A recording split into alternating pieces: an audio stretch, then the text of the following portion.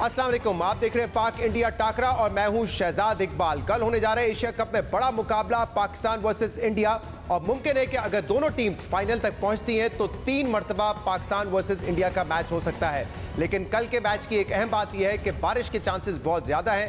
मुमकिन है कि जो मैच है वो बारिश की वजह से मुतासर हो, लेकिन अगर नहीं होता तो यकीनन दो बैलेंस टीम के दरमियान एक एक्साइटिंग मैच होने जा रहा है। लेकिन एक प्रॉब्लम यह है कि इस गेम को एनालाइज करना इतना आसान नहीं है, क्योंकि 2019 का जो वर्ल्ड कप था जिसमें इंडिया ने पाकिस्तान को शिकस्त दी थी, उसके बाद ओडीआई फॉर्मेट में पाकिस्तान और इंडिया का मुकाबला हुआ नहीं है। इस दौरान T20 में एशिया कप भी हुआ, 2 वर्ल्ड कप भी हुए जिसमें पाकिस्तान ने वर्ल्ड कप में भी इंडिया को हराया, एशिया कप में भी हराया, लेकिन ओडीआई फॉर्मेट में आमना सामना कुछ अरसे से हुआ नहीं है। वर्ल्ड कप में हुआ था और इससे पहले चैंपियंस ट्रॉफी का फाइनल पाकिस्तान ने हराया था इंडिया को 2017 में। हमारे साथ इस प्रोग्राम में आज तक की टीम इंडिया से हमें ज्वाइन करेगी, जहां विक्रांत गुप्ता मौजूद है और उनके साथ पैनल है जिसमें सुनील गावस्कर हैं, मदन लाल हैं और इसके अलावा हरभजन सिंह है। जबकि पाकिस्तान में हमारे साथ मोइन खान, सिकंदर बख्त और अब्दुल रजाक मौजूद हैं। और मैदान में तो मुकाबला होगा ही, बट मैं उम्मीद कर रहा हूं कि आज इस प्रोग्राम में भी डटकर मुकाबला होगा दोनों टीमों का। मुकाबला करना है, मतलब मुकाबला करना है। थोड़ी लफ्जी गोलाबारी तो थोड़ी बहुत चलती है, क्योंकि ऑब्वियसली दोनों तरफ फैंस मौजूद हैं, वो भी देखना चाहेंगे कि मैच कौन जीतेगा। और यहाँ पे जो इस वक्त एनालिसिस हम करेंगे उसमें भी किसका पलड़ा भारी रहता है। यार मैं वैसे ही बदनाम हूं। लग रहे हैं वैसे सिकंदर बख्त साहब, पर लग नहीं रहे।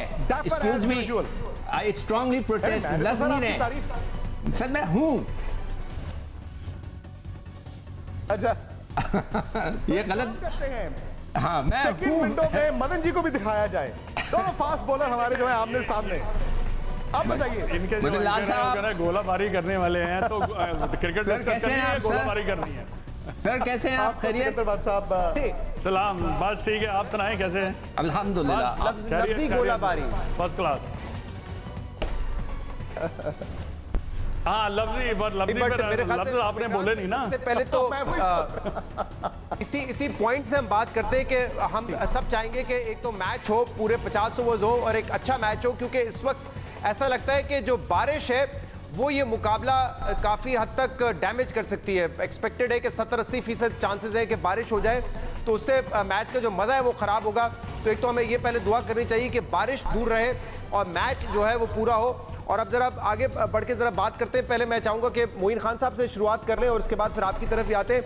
मोइन खान साहब, पाकिस्तान ने पिछले साल इस साल बहुत कम वनडे खेले हैं इंडिया के मुकाबले में। ओवरऑल इंडिया का जो एक्सपीरियंस है, वनडे का जो स्क्वाड है उनका 1300 से ज़्यादा मैचेस खेले। पाकिस्तान ने 540 मैचेस खेले, बाबर आजम के 102 मैचेस हैं। आपको लगता है कि एक बड़े टूर्नामेंट में, बड़े मुकाबले में ये एक्सपीरियंस बहुत मैटर करता है, जो कि पाकिस्तान का कम है इंडिया के मुकाबले में?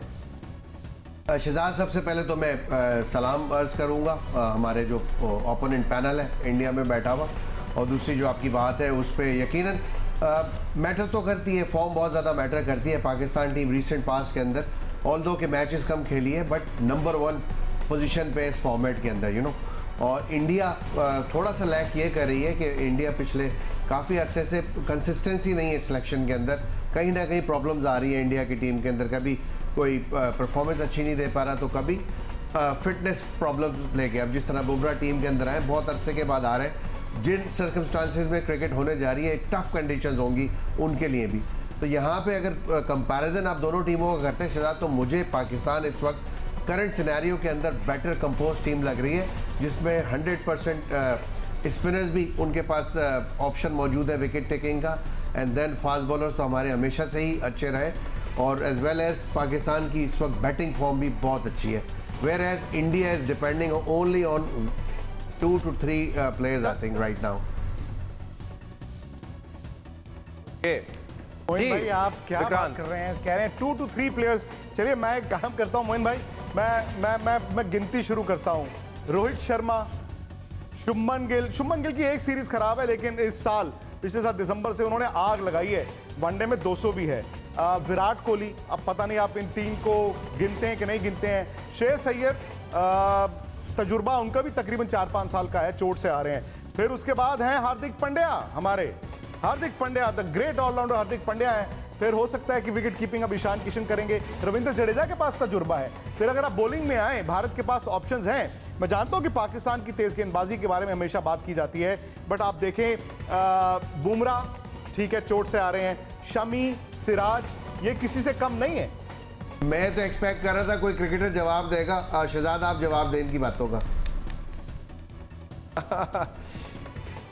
बातों का तो यही जवाब है कि रोहित शर्मा आजकल प्रैक्टिस कर रहे हैं कि जब लेफ्ट आर्म फास्ट बॉलर आता है और एक एंड पर कराता है तो उसकी प्रैक्टिस कैसे की जाती है। तो रोहित शर्मा जिनका यो टेस्ट बड़ा अच्छा आया है, लेकिन वो शाहीन के लिए तैयारी कर रहे हैं कि उनके एंड पर को कैसे फेस किया जाए। तो चाहेंगे कि जरा इसी से आगाज करें, क्योंकि जो रीसेंट मैचेस हैं उसमें ये शाहीन का पहला ओवर बड़ा ब्रूटल साबित हुआ है इंडियन बैट्समैन के लिए, चाहे वो रोहित शर्मा हो या राहुल हो जो कि मैच नहीं खेलेंगे। तो जरा सुनील गावस्कर साहब से या मदन लाल साहब से जवाब लीजिए ना विक्रांत। मदन जी आप रिस्पॉन्ड करें। मोइन खान कह रहे हैं कि इंडिया के पास 2-3 ही प्लेयर हैं, बाकी प्लेयर हैं नहीं है। नहीं देखिए, बाकी घास काटने के लिए जा रहे जो हैं। बात मोहिन कर रहे हैं मैं इससे सहमत नहीं हूँ बिल्कुल। देखिए जितने भी हमारे खिलाड़ी हैं काफ़ी एक्सपीरियंस खिलाड़ी हैं और एक प्रूवन खिलाड़ी है। ऐसे नहीं है कि उन्होंने रन नहीं बनाए हुए, रन उन्होंने बनाए हुए हैं, ठीक है। अब बाकी जो आपने कही हाँ इंजरी से आ रहे हैं, बट उनके पास एक्सपीरियंस जो है। देखिए जब आप इंजरी से बुमराह आ रहे हैं, सिर्फ बुमराह आ रहे हैं और दूसरी बात इंजरी से मैं कहना चाहूंगा, आपको बताना दो खिलाड़ी आ रहे हैं, विराट कोहली इंजरी से नहीं आ रहे, रोहित शर्मा इंजरी से नहीं आ रहे। इंजरी कोई ऐसी इंजरी नहीं है। जब टीम सिलेक्शन होती है तो पर बिल्कुल जो फिटनेस है डिक्लेयर की जाती है कि आप जब आप एशिया कप खेलने जा रहे हैं तो आप बिल्कुल सारे के सारे खिलाड़ी जो है फिट हैं। हाँ एक दो बातें जो है ठीक है, आपने हमेशा कहा है कि हमारी पेस बॉलिंग जो है बड़ी अच्छी है, तो हमारी भी इतनी कम नहीं है। हमारे जितने भी अगर आप पिछले 2, 4, 5, 7, 8 सालों से देखें, मोहम्मद शामी, मोहम्मद सिराज और जसप्रीत बुमराह और हमारे जो स्पिनर्स हैं कुलदीप यादव एंड जो अपना रविंद्र जडेजा, इन्होंने देखिए इन्होंने मैचेस जिताए हैं। अगर आपके पास ऐसे खिलाड़ी हैं जो आपको मैच निकाल के दे सकते हैं, वही बड़े प्लेयर माने जाते हैं। सनी भाई आप कुछ कहना चाहेंगे? ये मैचेस तो जो होती है ना वो स्टूडियो में नहीं जीती जाती, वो मैदान पर ही खेली जाती है और मैदान पर ही उनका नतीजा सामने आता है। तो कोई भी टीम ये अपने आप को अगर कॉन्फिडेंस देना चाहेगी तो दूसरी टीम को थोड़ा डाउन प्ले करेगी, वैसा करते होंगे लोग। पर जो भी है मैदान पे हम देखेंगे कि किसके पास कितने प्लेयर है, कौन कौन अपना हाथ ऊपर उठाकर दिखाता है कि वो उनकी काबिलियत क्या है। वो हमें मैच जब होगी तब हमें देखने मिलेगा। स्टूडियो जैसा मैंने कहा, स्टूडियो पे कोई मैचेस होती नहीं है, स्टूडियो पर कोई मैच जीती या हारी जाती नहीं। मेरा मतलब ये नहीं था जो आप लेके गए, बट मोस्टली जो डिपेंड करती है टीम 2-3 प्लेयरों के अराउंड करती है। उसमें विराट कोहली है जो ऑलरेडी प्रूव कर चुके हैं अपनी वर्थ प्रेशर मैचेस के अंदर, और इसी तरह रोहित है, कुलदीप यादव बहुत ज़बरदस्त प्लेयर है। मुझे हार्दिक पांड्या भी बहुत ज़्यादा पसंद है और मैं हमेशा उनकी परफॉर्मेंसेस को प्रेज करता हूँ। बट मोस्टली देखा यही जाता है जब भी पाकिस्तान इंडिया का टाकरा होता है तो 2-3 प्लेयरों के ऊपर डिपेंड कर रहे होते हैं। इसी तरह हमारी टीम में भी अगर आप जाएंगे देखेंगे तो ज़्यादा जो बात होती है, बाबर की बात होती है, शाहीन शाह अफरीदी की बात होती है, सो इनके अराउंड टीम घूमती है। बट कंपैरेटिवली तो मुझे ऐसा फील होता है पाकिस्तान के पास ज़्यादा मैच विनर्स हैं।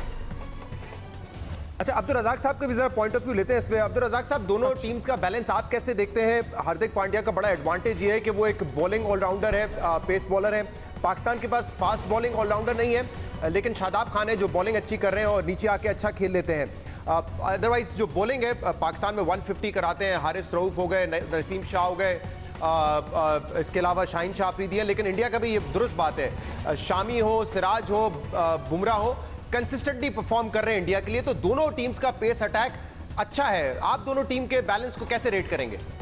नहीं, डेफिनेटली देखें, यहाँ पे कोई महल्ले की क्रिकेट की बात नहीं हो रही, एक इंटरनेशनल लेवल की बात हो रही है। जो भी प्लेयर आता है अपना लोहा मनवा के आता है इस स्टैंडर्ड के खेलने के लिए, और ये बड़ा ज़बरदस्त कांटेदार मैच होने जा रहा है, क्योंकि ये कोई आम क्रिकेट नहीं हो रही। अगर किसी की भी बात करें तो सारे प्लेयर परफॉर्म करके आते हैं। अब ये नहीं है कि किसी ने कहा कि परफॉर्मेंस नहीं दी हुई तो वो टीम में आ जाएगा।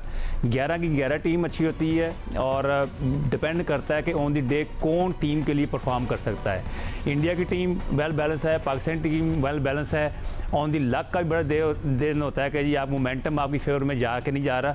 जो टीम हार्ड वर्क करेगी, प्रेशर को स्टेन करेगी, जो इंजॉय करेगी अपनी क्रिकेट को, वही टीम जीतेगी, वही प्लेयर परफॉर्म करेगा। जी सुनील गावस्कर साहब, ये बताइएगा जो इंडिया की बैटिंग ऑर्डर है उस हवाले से अभी कुछ कंफ्यूजन है कि टॉप ऑर्डर किस किस्म का होगा। ईशान किशन क्या ओपन करेंगे या नीचे आएंगे, और अगर वो ओपन करते हैं तो इसका मतलब जो गिल है, शुभमन गिल, वो शायद 3 पे खेलें, और शायद कंसिडर ये भी हो रहा है कि वो 3 पे खेलेंगे तो विराट कोहली 4 पे चले जाएंगे। ये बड़े टूर्नामेंट्स में आखिरी मोमेंट पे ये चेंजेस क्यों हो रहे हैं, और आपका क्या ओपिनियन है? क्या विराट कोहली जो कि 12,000 से ज्यादा रन कर चुके हैं ओडीआई क्रिकेट में, 3 नंबर पे ही खेलना चाहिए या उनका नंबर चेंज होना चाहिए? देखिए, मुझे लगता है कि ये सारी बातें सिर्फ बाहर हो रही है, टीम में कोई बातें नहीं हो रही है।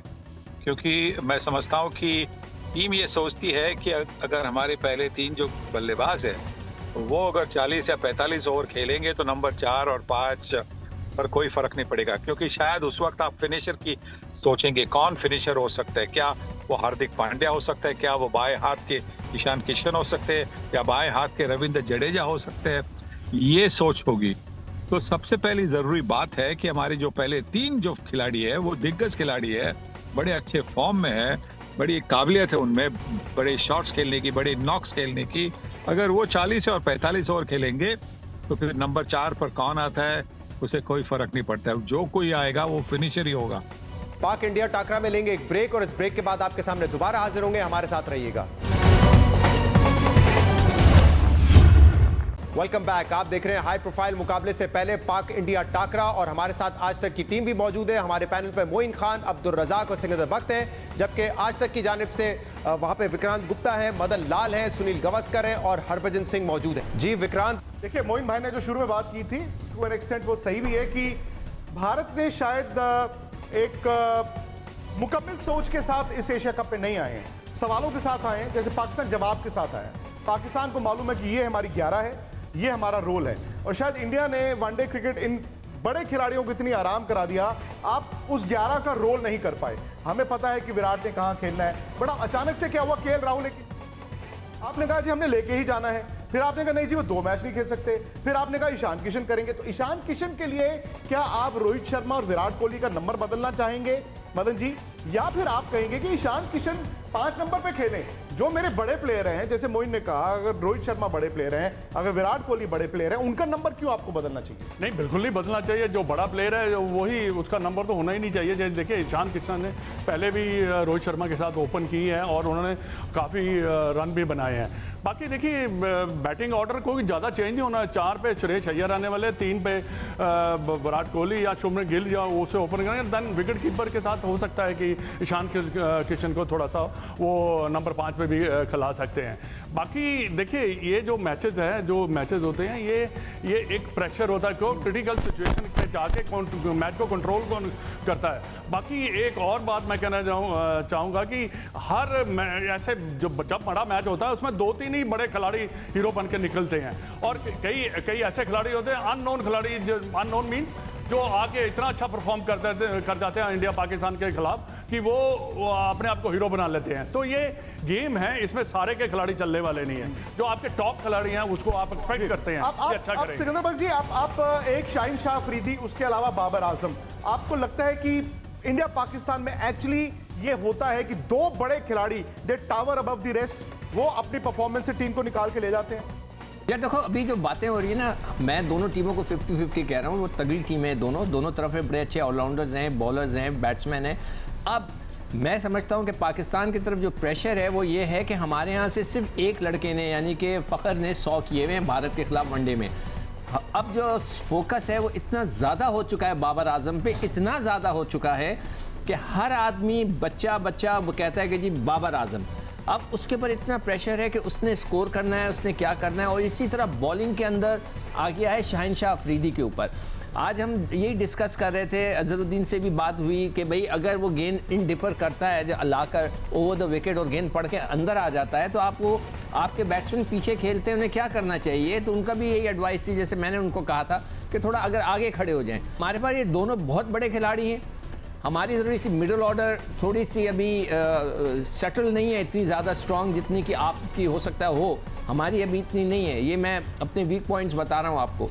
तो हम जो है, दोनों टीमों का बड़ा सख्त मुकाबला है। पहले मैच के बाद अगर ये पूरा हो जाता है, बारिश नहीं होती, तो हमें अपने अपने जो स्ट्रेंथ्स हैं वो पता चल जाएंगी कि दोनों टीमों की कहाँ हैं। मगर बहुत हैवीली बात सिकंदर भाई बड़ी इंपॉर्टेंट है कर रहे हैं कि और बाबर आजम ने ज्यादा वनडे नहीं खेला इंडिया के अगेंस्ट और 131 का एवरेज है, 158 स्कोर किया। ये तो बात दुरुस्त है कि बाबर ने आज तक कोई 50 भी नहीं किया अगेंस्ट इंडिया। मोइन खान ये बताइएगा कि जो अभी बात की सिकंदर बख्श साहब ने, ये बड़ी इंपॉर्टेंट है। पाकिस्तान का जो मिडिल ऑर्डर है उसमें एक्सपीरियंस की कमी नजर आती है। रिजवान ने ऑल्दो 62 गेम खेले लेकिन नंबर 4 पे इतने ज्यादा मैचेस नहीं खेले। इफ्तिखार उन्होंने भी सिर्फ 15 वनडेज खेले हैं। आगा सलमान ने अभी ही टीम में एंट्री ली है। तो आपको लगता है कि ये बड़ा मैटर करेगा और सारा प्रेशर जो है वो फखर जमान पर, इमाम पर और बाबर आजम पर होगा कि इन्होंने बल्क ऑफ द स्कोरिंग करनी है, क्योंकि मिडिल ऑर्डर थोड़ा सा इनएक्सपीरियंस्ड है हमारा।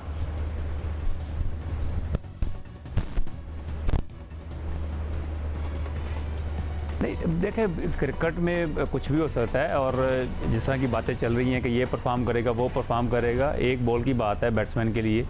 और बात ये है कि इंडिया पाकिस्तान का मैच हमेशा जो होता है ना, वो एक तो प्रेशर में खेला जाता है। इसमें अपने को नर्व्स को बड़ा कंट्रोल करना पड़ता है, जिसकी विल पावर अच्छी होती है, फिटनेस के पॉइंट ऑफ व्यू से भी जो ठीक होता है वो परफॉर्म करता है। तो इसमें आप ये नहीं कह सकते कि बाबर आजम स्कोर करेगा या फ़ख्र करेगा या इमाम करेगा। ये पूरी टीम कंबाइंड एफर्ट होती है। पूरी टीम को देखना पड़ेगा कि जी टीम के लिए क्या ज़रूरत है, सिचुएशन के मुताबिक कैसे खेलना है। तो जहाँ पे टीम को ज़रूरत है मैच जिताने की, तो वहाँ पे जितवाएं। तो एक होता है कि वन साइडेड यहाँ पे कभी चीज़ नज़र नहीं आई कि पाकिस्तान का इंडिया का मैच हो, आप कहेंगे जी इंडिया जीत जाएगी या पाकिस्तान जीत जाएगी। ऐसा कभी भी नहीं। ऑन दी लक का साथ भी है, टॉस का भी है कि जो टीम टॉस जीतेगी उसके चांसेस ज़्यादा हो जाएंगे मैच जीतने के। सही, लेकिन जरा मुझे मोइन साहब आप भी जरा बताइएगा, जो मिडिल ऑर्डर है पाकिस्तान का, जिसकी अभी सिकंदर बख्श साहब ने भी निशानदेही की, वहाँ पे एक्सपीरियंस थोड़ा सा कम है। और इंडिया में भी कुछ प्रॉब्लम्स हैं, जैसे हमने डिस्कस किए कि उनका टॉप ऑर्डर क्या होगा, क्या विराट को वो 4 पे खिलाएंगे। दोनों टीम्स पे जरा बैटिंग पे से पहले अपना तज्जिया दीजिएगा कि पाकिस्तान का इनएक्सपीरियंस ये कितना अहम हो सकता है इस मैच में, और दूसरा इंडिया को अपने टॉप ऑर्डर के साथ क्या करना चाहिए। क्या विराट कोहली को 4 पे खिलाना चाहिए या जिस पे वो खेलते हुए आए 3 नंबर, तकरीबन 250-300 मैचेस खेल चुके हैं, उसी पे रहना चाहिए उनको। देखिए, जहाँ तक पाकिस्तान के मिडिल ऑर्डर की बात है, मैं समझता हूँ Pakistan very well balance side है इस वक्त। अच्छे, हमने पिछले मैच में भी देखा, ऑल्दो के ओपोनेंट हमारे जो नेपाल थी वो इतनी तगड़ी टीम नहीं थी, बट उसके बावजूद जिस तरह की पार्टनरशिप लगी, इसी तरह की पार्टनरशिप एक्सपेक्टेशन होती है इतने बड़े नामों से, इतने बड़े प्लेयर से, और उन्होंने प्रूव किया अपनी वर्थ को। शुरू में आपके 3 प्लेयर आउट ज़रूर हो गए थे। एक जो फैक्टर है सिर्फ वो मुझे नज़र आता है आगा सलमान, जो थोड़ी सी जल्दी कर रहे हैं, और उनको चाहिए कि जल्दी ना करें। नेचुरली इतने ओवर पड़े होते हैं, फॉर्मेट T20 नहीं है, ODI फॉर्मेट है, 50 ओवर्स फॉर्मेट है, तो थोड़ा सा टाइम लेना चाहिए। और बाबर और इफ्तिखार ने आउटस्टैंडिंग बैटिंग इसलिए की कि वो शुरू में आके सेट हुए और उसके बाद उन्होंने अपनी शॉट्स की एग्जीक्यूशन की। कंपैरेटिवली इंडिया की जो मिडिल ऑर्डर है, और जहाँ बात करें विराट कोहली के नंबर नीचे करने की या ऊपर आने की, तो मेरा ख्याल है कि बड़े प्लेयरों को जो जहाँ परफॉर्म करें उनको वहीं खिलाना चाहिए। बिकॉज कि आपकी ओपोनेंट जो है यहाँ पे शाहीन शाह अफरीदी जैसे बॉलर मौजूद है, और शाहीन शाह पहले भी उनको आउट कर चुके। लेकिन इसी में अगर कोई भी टीम हो, नॉट ओनली के इंडिया, बट कोई भी दुनिया की टीम हो, आप ऊपर से अच्छा टैकल कर जाते हैं नए बॉल को, तो आपके लिए वही प्लेयर एट द एंड वो लंबी इनिंग बनाता है।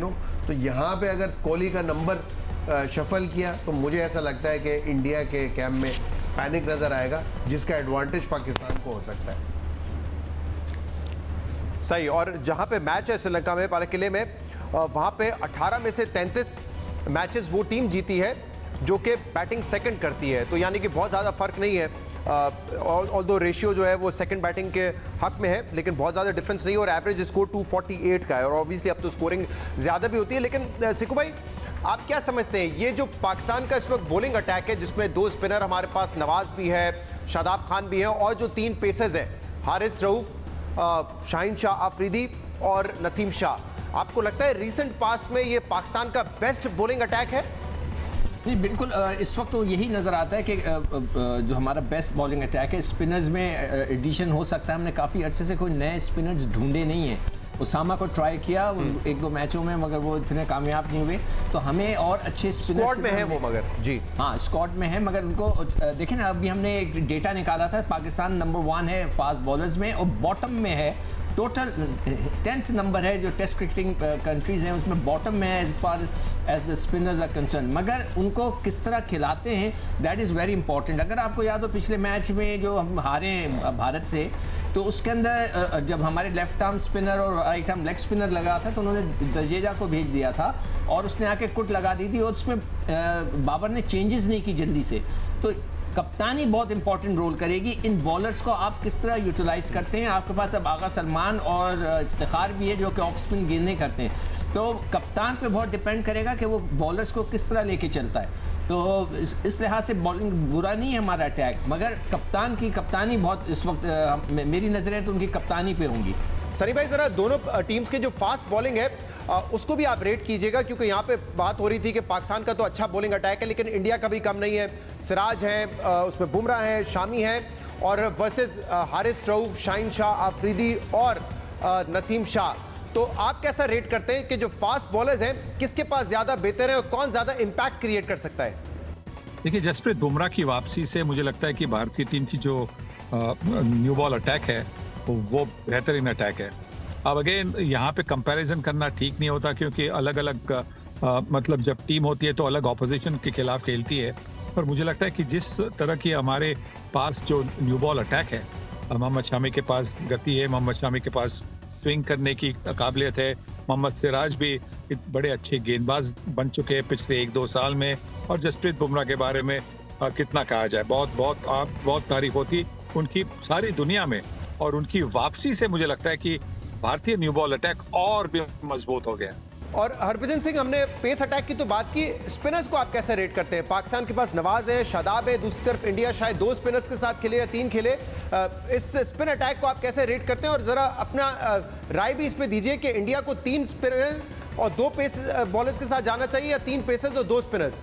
देखिए, मुझे लगता है कि इंडिया 3 फास्ट बॉलर के साथ जाएगा, साथ में हार्दिक पांड्या रहेंगे, फिर जिसका मतलब है कि स्पिनर फिर एक ही खेलेगा, फिर वो रविंद्र जडेजा ही खेलेंगे। और अगर आप हार्दिक पांड्या को देखते हो तीसरा सीमर, तो फिर आपको कुलदीप यादव और रविंद्र जडेजा जो है वो स्पिनर के तौर पर नजर आएंगे। हार्दिक पांड्या मुझे लगता है कि आपके 6वें गेंदबाज तब होंगे अगर जब 3 सीमर खेलते हैं। अगर 2 सीमर खेलते हैं तो Hardik Pandya will have to बोल स्कूट ऑफ ओवर्स। अगर वो नहीं करते हैं तो फिर वहाँ एक और हमें ऐसा बल्लेबाज जो कि कुछ आपको ओवर करके दे वैसा डालना होगा, चाहे वो अक्षर पटेल के रूप में हमें देखने मिले। तो ये कॉम्बिनेशन देखना होगा और बहुत कुछ निर्भर करेगा कंडीशंस के ऊपर, पिच कैसी है और कितनी धूप है, उसके ऊपर बहुत कुछ निर्भर करेगा कि विकेट कैसे खेलने वाली है। पाक इंडिया टाकरा में आज तक की टीम भी हमारे साथ मौजूद है। प्रोग्राम में एक ब्रेक लेंगे और इसके बाद हम मजीद बात करेंगे। हमारे साथ रहिएगा।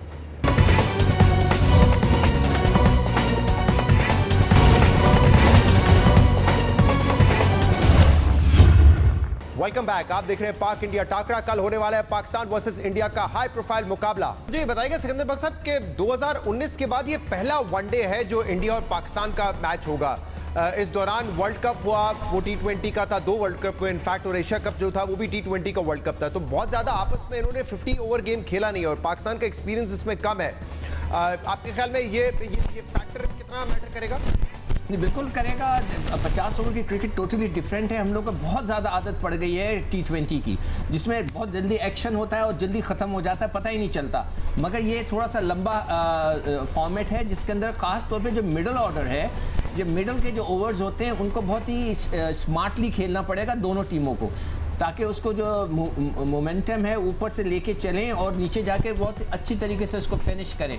यहाँ पे मैं सिर्फ इंडियन से ये रिक्वेस्ट करूँगा अपने दोस्तों से, साथियों से, कि भाई हमारे साथ क्रिकेट खेलना शुरू कर दें। हम दोनों टीमों को बड़ा ज़बरदस्त फ़ायदा होगा, दोनों मुल्कों को बहुत ज़्यादा फ़ायदा होगा। कोशिश करें, कन्विंस करें अपनी गवर्नमेंट को कि वो हमारे साथ खेलें। हम तो तैयार हैं हर दफ़ा खेलने के लिए, हर जगह खेलने को। वो आएँ हमारे पास, मोर देन वेलकम। हम भी आपके पास आना चाहते हैं, मिलकर खेलें, तो उससे दोनों की क्रिकेट बहुत ज़्यादा इंप्रूव करेगी। हरभजन साहब, ये बताइएगा कि ये जो मैच है इसको क्या आपको लगता है कि दोनों टीम्स लाइटली ले सकते हैं कि राउंड मैच है, इसके बाद एशिया कप में एक और भी होगा, टॉप 4 में मुकाबला, और असल प्रिपरेशन जो है वो वर्ल्ड कप के लिए हो रही है जिसमें बड़ा मुकाबला होगा पाकिस्तान वर्सेस इंडिया? या आपको लगता है कि कोई भी मैच पाकिस्तान वर्सेस इंडिया हो, चाहे वो एशिया कप हो या एशिया कप ना हो, बायलैटरल भी हो, वो भी उतना ही मायने रखता है दोनों टीम्स के लिए? मेरे ख्याल से देखिए, ये जो टूर्नामेंट है इसको वर्ल्ड कप की तैयारी के लिहाज से देखना चाहिए। ये बात सही है कि ये टूर्नामेंट अलग है, कंडीशन जो हैं वो थोड़ी सी अलग होगी, ज़्यादा कोई कंडीशन में फ़र्क नहीं आएगा। श्रीलंका की पिचेस और भारत की पिचेस तकरीबन सेम रहती हैं, बल्लेबाजी के लिए बहुत बढ़िया होती है, थोड़ा सा बॉल शायद स्पिन भी होगा। पर इस टूर्नामेंट को मुझे लगता है भारतीय टीम को तो इस लिहाज से खेलना चाहिए कि वो वर्ल्ड कप की जो टीम है उनकी जो 11 हो वो इस टूर्नामेंट से ख़त्म होते होते वो 11 पक्के हो जाएं वर्ल्ड कप के, ताकि वहाँ पे जाके एक आध कहीं कोई चेंज करना हो कंडीशंस को देख के, तो उस लिहाज से जो है वो चेंज टीम में आए। नहीं तो 11 यहाँ से पक्की हो जानी चाहिए। और इंटेंट बहुत ज़रूरी है कि कैसे इंटेंट के साथ क्रिकेट खेलनी है, वो मैं पूरी एशिया कप में देखना चाहूँगा कि भारतीय टीम किस इंटेंट के साथ क्रिकेट खेलती है, क्योंकि वही इंटेंट जो है वो आपको वर्ल्ड कप में भी लेके जाना है। सनी भाई, आमतौर पे जब भी पाकिस्तान वर्सेस इंडिया होता है मैच, तो ये कहते हैं कि इंडियन बैटिंग का मुकाबला है पाकिस्तानी बॉलर्स का। तो क्या ये मैच भी आप इसी तरह देख रहे हैं कि पाकिस्तान की बॉलिंग जो है वो ज्यादा स्ट्रांग है और इंडिया की बैटिंग ज्यादा स्ट्रांग है और इन्हीं का आपस में मुकाबला होना है? देखिए, जब पाकिस्तान की हम बैटिंग के बारे में बात करते हैं तो हम किसका नाम लेते हैं? अब बाबर आजम का नाम लेते हैं। जब भारतीय बल्लेबाजी की बात होती है तो रोहित शर्मा की बात होती है, शुभमन गिल की बात होती है और विराट कोहली की बात होती है। तो मुझे लगता है कि ये जो बैटिंग और बॉलिंग की जो बात हो रही है, ये तो मतलब बाहर की बात है, आउटसाइड जैसे कि कहते हैं। और मुझे लगता है कि अभी में दिखाई देगा और आगे जाकर जो मैचेस होंगे पाकिस्तान के खिलाफ, किसकी बैटिंग मजबूत है, किसकी बॉलिंग ताकतवर है। और अब्दुल रज़ाक साहब, आपको क्या लगता है कि जो श्रीलंकन विकेट्स हैं, पाकिस्तान 2 स्पिनर्स के साथ खेला है अपना पिछला मैच, उससे पहले जो मैंने अफगानिस्तान के साथ सीरीज खेली उसमें भी 2 स्पिनर्स थे। आपको लगता है इंडिया के जो 3 फास्ट बॉलर्स हैं उनके साथ वो जाना चाहेंगे, या जो स्ट्रेंथ है उनकी स्पिन डिपार्टमेंट में भी, तो 3 स्पिनर्स होंगे और पाकिस्तानी बैट्समैन को उनका सामना करना पड़ेगा? डेफिनेटली देखें, जैसे पिचें नज़र आ रही हैं वहाँ पे कोई इतना टर्न नज़र नहीं आ रहा। स्पिनर हो कोई इतना अफेक्टेबल नहीं है। जैसे मैंने पहले कहा था कि जो क्वालिटी स्पिनर होता है, जैसे राशिद खान थे, अब शादाब है, वो बड़ी अच्छी बॉलिंग कर रहे हैं, तो जो क्वालिटी स्पिनर है वही परफॉर्म करेगा। अब वो इम्पैक्ट इतना ज़्यादा नज़र नहीं आता कि पिच की मदद से आप बॉलिंग कर सके। हमारे पास जितना भी पेस ट्रैक है वो जैसी भी पिच होती है वहाँ पर नया बॉल भी अच्छा करते हैं, पुराना बॉल भी अच्छा करते हैं। और अभी बात रिवर्स स्विंग भी हो रही थी, तो पाकिस्तान के पास एबिलिटी है रिवर्स स्विंग होने की, क्योंकि स्पिनर जब बॉल करते हैं तो थोड़ा सा बॉल एक साइड पे थोड़ा रफ होता है, तो इससे जिससे रिवर्स स्विंग हो जाती है। तो इतना ज़्यादा कोई इम्पैक्ट नहीं है स्पिनर का, मेन है सिचुएशन का। और आपके वो अगर पहले बैटिंग करते हैं तो आप कितना टोटल सेट करते हैं, अगर आप पहले बॉलिंग करते हैं तो कितना आप स्कोर रोक सकते हैं। तो बात ये सिचुएशन के मुताबिक ही सारी चीज़ें होंगी। और मोइन खान साहब, हमने कई बैट्समैनों की बात की, फ़खर जमान की, बाबर आजम की, लेकिन we must talk about Imamul Haq, जो कि बहुत कंसिस्टेंट रहे हैं अपने कैरियर में। छोटे से कैरियर में उनको बड़ी तनकीद का सामना करना पड़ा है। कभी इंजमामुल हक से उनको कंपेयर किया गया, कभी कहा वो चीफ सेलेक्टर है इसलिए वो टीम में आ गए। लेकिन ये बात माननी पड़ेगी कि इस वक्त जो टॉप 10 आईसीसी बैट्समैन है उसमें वो गालिबन 3 नंबर पर है। कंसिस्टेंटली स्कोर कर रहे हैं, एवरेज 50 से ऊपर का है, strike rate is not bad, 88 का स्ट्राइक रेट है। अच्छे बैट्समैन है, कंसिस्टेंट है, और मेरे ख्याल से अब ये प्लेटफॉर्म, ये बड़े मैचेस में अगर वो बड़ा स्कोर करते हैं तो एक और जो उनकी अचीवमेंट और लैंडमार्क वो हासिल कर सकते हैं। बिल्कुल, I think talent wise he is no doubt very good player. उनके साथ जो हमेशा क्रिटिसिज्म होता रहा है वो ब्लेसिंग इन डिस्गाइज होता है प्लेयर के लिए, यू नो, कि how you take it, you know, player के ऊपर बहुत ज़्यादा डिपेंड करता है। He looks a very fighting nature cricketer, जिसकी वजह से वो कम बैक करते हैं। जो उनकी एवरेज है वो भी आप देख लें कि बड़ी टॉप ऑर्डर में अच्छी मानी जाती है, अच्छी समझी जाती है। और जो सबसे बड़ी एबिलिटी है वो लेके चलते हैं, वो कोई ऐसे रैश शॉट्स नहीं खेलते, इनिंग बिल्ड करते हैं, यू नो। तो ऐसा प्लेयर इस कॉम्पोजिशन में ज़रूरत है, बिकॉज कि आपके पास जो आपका ओपोनेंट नॉन स्ट्राइकर पे ओपनर खड़ा है वो एक एग्रेसिव नेचर का प्लेयर है। तो आपको इस तरह के प्लेयर्स नेशनली टीम में डालने पड़ते हैं। तो and I think he is the right selection for this particular job. तो पूरी all along the inning 50 over के फॉर्मेट में लेके चले टीम को साथ, तो उसके अंदर नो डाउट टैलेंट है। And as far as is fielding is concern, very good fielder, impact create करता है। यंग प्लेयर है, यंग प्लेयर हमेशा टीम में एनर्जी क्रिएट करते हैं जी। और टेस्ट मैच में भी हमने देखा बड़े अच्छे कैचेस उन्होंने लिए। इफ्तिखार की जो सेंचुरी थी इफ्तिखार अहमद की, वो पाकिस्तान के लिए बड़ी ज़बरदस्त साबित हुई नेपाल के अगेंस्ट, और वो कॉन्फिडेंस शायद उनको चाहिए था। पहला उनका 100 था ओडीआई में। सिकू भाई, इमाम ने बड़ा कंसिस्टेंटली परफॉर्म किया है। मैं अज्यूम कर रहा हूँ कि काफ़ी सारे प्लेयर्स पे आपका क्रिटिसिज्म रहा है, शायद उनमें से एक वो भी हो। लेकिन रिजवान के हवाले से आपने कहा 4 नंबर पे नहीं खेलना चाहिए, अगले दिन उन्होंने 62 मार दिया। सेटल्ड हो गए आपके ख्याल में मिडिल ऑर्डर नंबर 3, नंबर 4? देखिए, अभी भी मैं ये समझता हूँ कि रिजवान के पास चॉइसेस हैं। देखिए, T20 में वो बहुत यूज़फुल होते हैं। T20 में वो ओपन करते हैं, सर्कल का फ़ायदा उठाते हैं और बहुत क्विक रन्स करते हैं। हमारे दौर में एक ज़माने में हेंज और ग्रीनिज होते थे, ग्रीनिज तेज़ खेलते थे और हेंज कैरी करते थे इनिंग्स को। तो ये इमाम कर सकता है कि कैरी करे, रिजवान ऊपर आकर बहुत तेज़ी के साथ खेल सकता है, उसको फ़ायदा उठा सकता है और एक रिदम बना सकता है रन बनाने की। उसके बाद 1 डाउन फ़कर हो जाए, 4 उस पर 4 नंबर पे आ जाए आपका बाबर और 5 पे जो है इफ्तिखार को आना चाहिए। इफ्तिखार को मैं कह के थक गया था, अफगानिस्तान इनिंग में भी सीरीज़ में भी उसको ऊपर भेजना चाहिए था ताकि वो उसको अच्छे से अच्छी प्रैक्टिस मिलती। मुझे बड़ी खुशी है कि देखें जब उसने 2 जगह बहुत लंबे स्कोर किए बड़े बड़े और दोनों दफ़ा उसको ऊपर भेजा गया, ज़्यादा गेंदें खेली और उसने रन्स किए और पावर हिटिंग किए। तो हमें उसको उसी तरीके से इस्तेमाल करना है कि उसको ज़्यादा गेंदें मिले खेलने को और फिर वो पावर हिटिंग करे। तो मेरे हिसाब से उसका 5वां नंबर होना चाहिए। आपने इंडियन टीम का भी देखा, आपने कहा अच्छी बैलेंस टीम है, 50-50 है आपने कहा दोनों का इस वक्त मुकाबला। लेकिन क्या वीकनेस आपको नजर आती है इंडियन टीम में जिसको पाकिस्तानी एक्सप्लॉइट कर सकते हैं? देखिए शुरू में अगर हम आउट करें ना तो उनकी जो सबसे मुझे जो स्ट्रेंथ नज़र आती है इंडिया की, वो उनके जो मिडिल ऑर्डर के अंदर जो 2 स्ट्रॉन्ग किस्म के ऑलराउंडर्स हैं, पांड्या और वो जडेजा। ये 2 ऐसे प्लेयर हैं कि ये जो कभी भी एक्सेलरेट कर जाते हैं रन्स को और बड़े ख़तरनाक है। एक लेफ्ट हैंडर है और एक राइट हैंडर है। तो ये एक बहुत बड़ा एडवांटेज है इंडिया को। मैं हमेशा जब भी इंडिया की टीम देखता हूँ कि इन दोनों प्लेयरों को, तो ये बहुत ज़बरदस्त किस्म का डिफरेंस क्रिएट करते हैं दोनों किसी भी टीम के साथ। तो ये उनका बहुत ज़्यादा स्ट्रॉन्ग पॉइंट है। अगर हम अपने बॉलर्स को शुरू के अंदर अच्छी तरह इस्तेमाल करें और अगर हमने शुरू में ब्रेक थ्रू दे दिया, अदरवाइज़ इंडिया के पास इतनी स्ट्रेंथ है कि वो उसको कैरी करके लेके चले जाए और लंबा स्कोर लगा दे। तो हमें जो है बड़ी स्मार्टली जो है बॉलिंग को इस्तेमाल करना पड़ेगा। और जो सबसे ख़तरनाक मुझे नज़र आते हैं वो उनका मिडिल ऑर्डर में ये दोनों ऑलराउंडर हैं। बहुत बहुत शुक्रिया। आज तक की टीम का पैनल भी हमारे साथ मौजूद था, हमारा अपना पैनल भी था, डिस्कशन आपने सुनी, एनालिसिस आपने सुने। अब देखते हैं कौन सी टीम बेहतर परफॉर्म करती है, कौन जीतता है कल का पहला मुकाबला।